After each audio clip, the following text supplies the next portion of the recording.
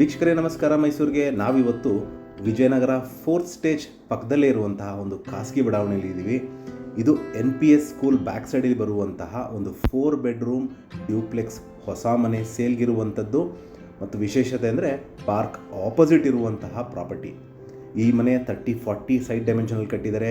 MUDA approved layout, north facing site ಹಾಗೂ East facing ಡೋರಲ್ಲಿ ಕಟ್ಟಿರುವಂತಹ ಒಂದು brand new ಹೊಸ ಮನೆ 4 ಬೆಡ್ರೂಮ್ ಡ್ಯೂಪ್ಲೆಕ್ಸ್.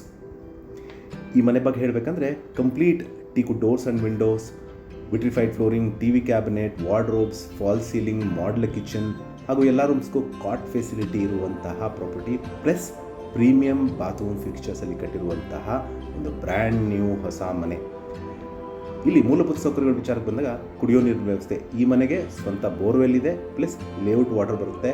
ಟಾರ್ ರೋಡ್, ಎಲೆಕ್ಟ್ರಿಸಿಟಿ, ಡ್ರೈನೇಜ್ ಫೆಸಿಲಿಟಿ ಆಗಿದ್ದು ಮತ್ತೊಮ್ಮೆ ಇದು ಪಾರ್ಕ್ ಆಪೋಸಿಟ್ ಇರುವಂತಹ ಪ್ರಾಪರ್ಟಿ.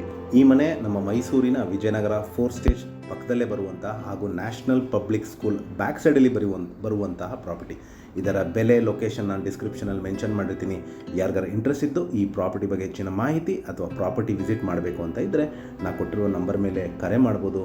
ಮತ್ತೊಮ್ಮೆ ನನ್ನ ವಿಡಿಯೋ ನೋಡ್ತಾ ಇರೋದಕ್ಕೆ ಧನ್ಯವಾದ. ನಮಸ್ಕಾರ.